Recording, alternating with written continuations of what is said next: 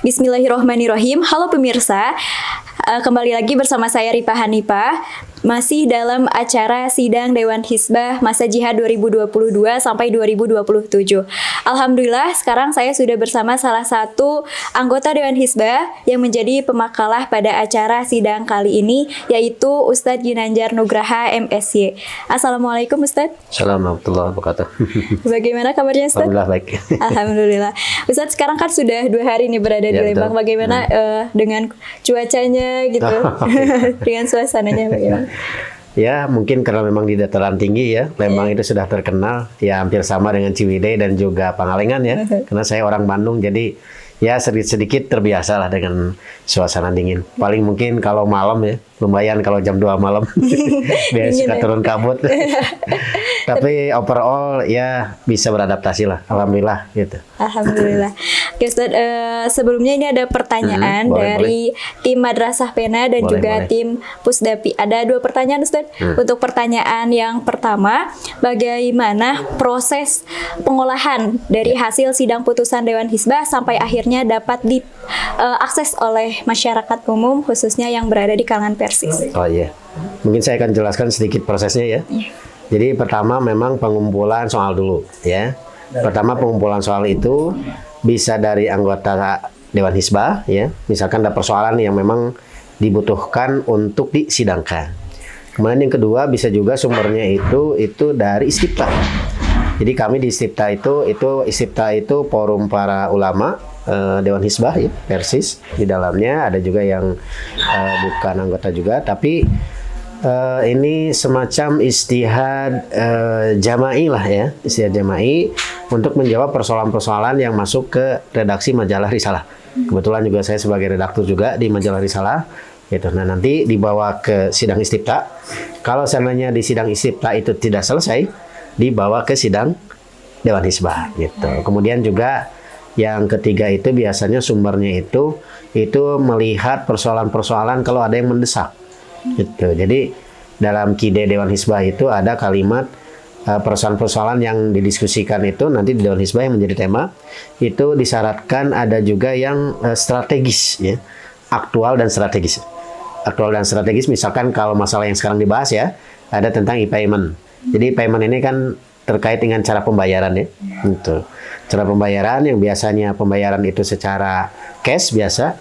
Nah sekarang hampir semuanya bertransformasi, yang tadinya dari cash itu menjadi online, menjadi menggunakan e-money ya gitu. Nah salah satu platform pembayaran itu diantaranya adalah dengan pay letter. Nah ini yang menjadi titik persoalan dan tentu saja ini sangat berdampak luas ya fatwa ini nantinya. Nah kemudian juga terkadang juga ada dari ketua umum gitu. Jadi ketua umum juga punya otoritas nanti untuk menentukan. Jadi Dewan Hizbah mengumpulkan soal-soal, diajukan ke ketua umum, nanti ketua umum bisa mengubah ya, menambah misalkan, ya atau misalkan mengurangi misalkan. Nah sehingga nanti kalau sidangnya adalah sidang utama ya, atau sidang lengkap, maka nantinya itu dipilih sekitar 12 masalah lah, sekitar 12 masalah. Tema sidang Dewan Hizbah. Biasanya ada kalau tipologi ini itu biasanya ada persoalan fikih ikhtilaf. Yang kedua itu bisa juga masalah metodologi. Nah ini banyak masalah metodologi nih sekarang. Ada sekitar 4 atau 5 masalah metodologi. Makanya lumayan berat diskusinya. Biasa kita diskusi itu masalah fikih. Kalau fikih kan berarti satuannya atau juz'iynya. Nah kalau metodologi itu metodologi atau manhaji itu berarti kita mengandaikan harus banyak dari kasus-kasus. Karena kita akan membuat kaidah. Nah ini agak berat di Dewan Hizbah juga ya. Tapi amanat daripada KIDE Dewan Hizbah itu juga sebagiannya harus ada soal masalah metodologi.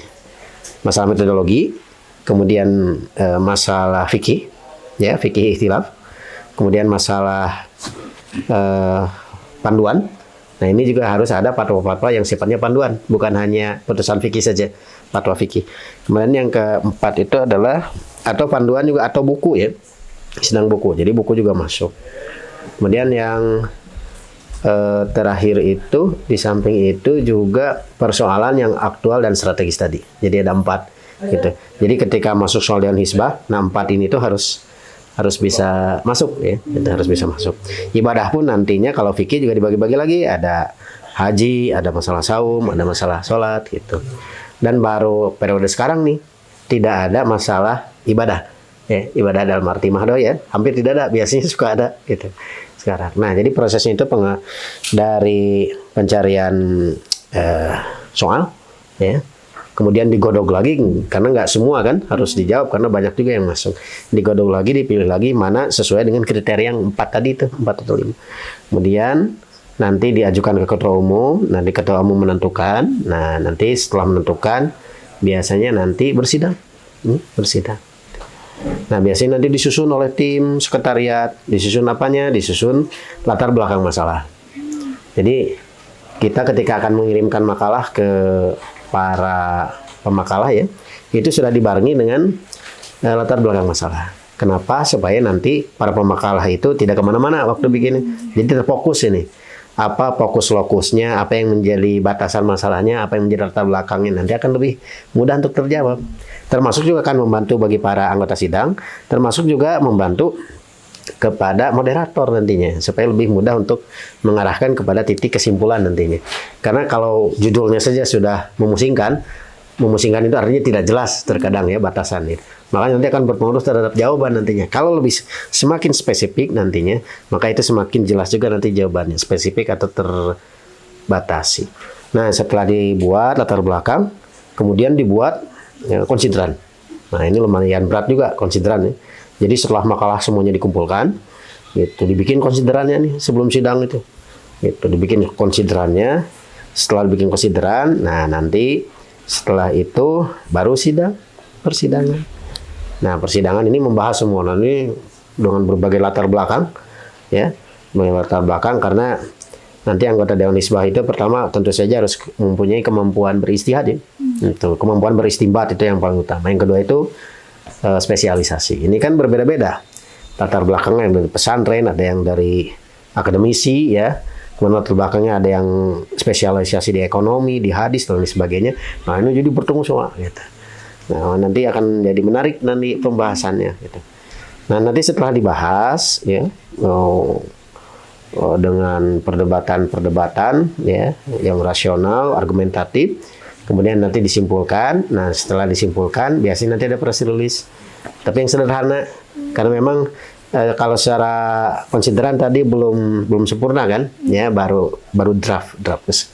Nah, setelah itu baru nanti ada tim lagi di sekretariat untuk mengedit. Gitu. Jadi disesuaikan nih nanti kira-kira apa, misalkan kalau ada yang bawa rekaman ya, dibuka rekamannya, apa dalilnya dan lain sebagainya, ditambah, dikurangi sampai betul-betul sesuai antara menimbang kemudian memutuskan ya sampai kepada kesimpulan itu semuanya menjadi satu kesatuan yang tidak terpisahkan. Nah, jadi editing tim setelah diedit lagi kemudian diajukan ke ketua umum, nanti disahkan oleh ketua umum, baru itu jadi putusan jamiah. Jadi secara singkat mungkin seperti itu proses di Dewan Hizbah sampai akhirnya ketika sudah diumumkan oleh ketua umum menjadi keputusan jamiah dan ini menjadi mengikat kepada setiap anggota nantinya. Ini bersifat kodo ya.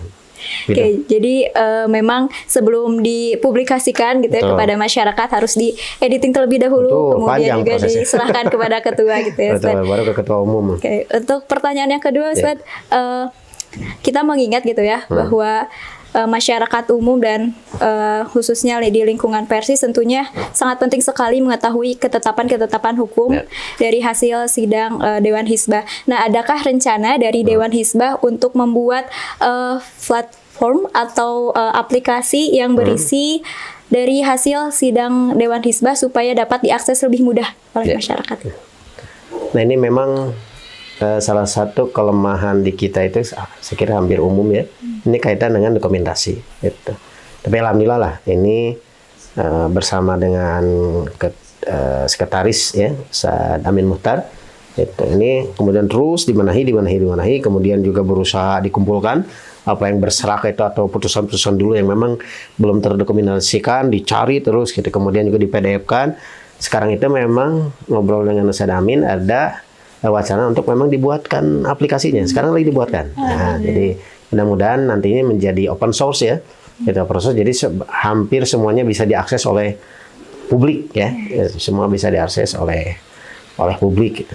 Nah, ini memang ada rencana ke sana, tentu mungkin perlu dikerjasamakan juga dengan semua pihak supaya memang tidak ada yang dirugikan. Misalnya seperti kan Persis Press juga kan menerbitkan buku ya, jangan sampai juga nanti mana mungkin hal-hal yang bisa dipublik ya, menjadi publik, mana yang memang tidak bisa menjadi publik misalkan ya, itu ranah tadinya, itu mungkin perlu diobrolkan kembali. Tapi semangatnya itu memang sekarang semangat terbuka.